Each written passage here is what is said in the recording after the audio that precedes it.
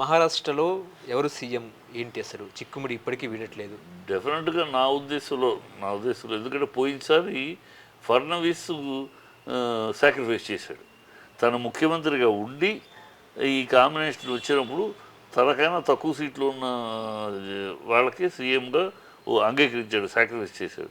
కనుక ఇవాళ షిండే సాక్రిఫైస్ చేయాలి. షిండే ఖచ్చితంగా రెసిప్రోకేట్ చేయాలి. కాదు కూడదంటే అంటే షిండే అందుకని అన్నాడు. ఆయన ఏమిటి వాళ్ళు ఏం డిసైడ్ చేస్తే దానికి, ఎందుకంటే 133 సీట్లు వచ్చిన పార్టీ నుంచి సీఎం కాకుండా 50 సీట్లు వచ్చిన కరెక్ట్ కాదు కదా, ధర్మం కూడా కాదు కదా. సాక్రిఫైస్ చేయాలి అతను. అలయన్స్లో పోయినసారి ఇచ్చారు. పోయినసారి ఇదే 110 సీట్ల పైన 120 సీట్ల పైన ఉంటే బీజేపీకి ఆయనకి 50 సీట్లు ఉన్నాయి. అయినా సరే 46 సీట్లు 44 లెక్క అటు ఇటు అవ్వచ్చు.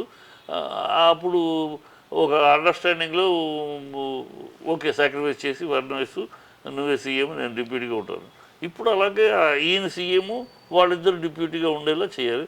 లేదు, నా ఉద్దేశం ఏంటంటే డిప్యూటీ సీఎంగా కాకుండా ఈయన షిండేని సెంట్రల్కి తీసుకెళ్తారని అనుకుంటున్నాను.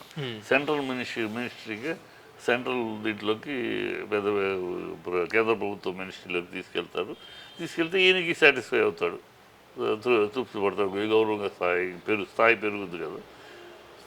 చూద్దాం. నా ఉద్దేశంలో ఇదే జరుగుద్దని. ఈయనకి కేంద్ర పదవి ఇచ్చి ఆయన్నే ఫడ్నవీస్, అజిత్ పవార్ డిప్యూటీ సీఎం.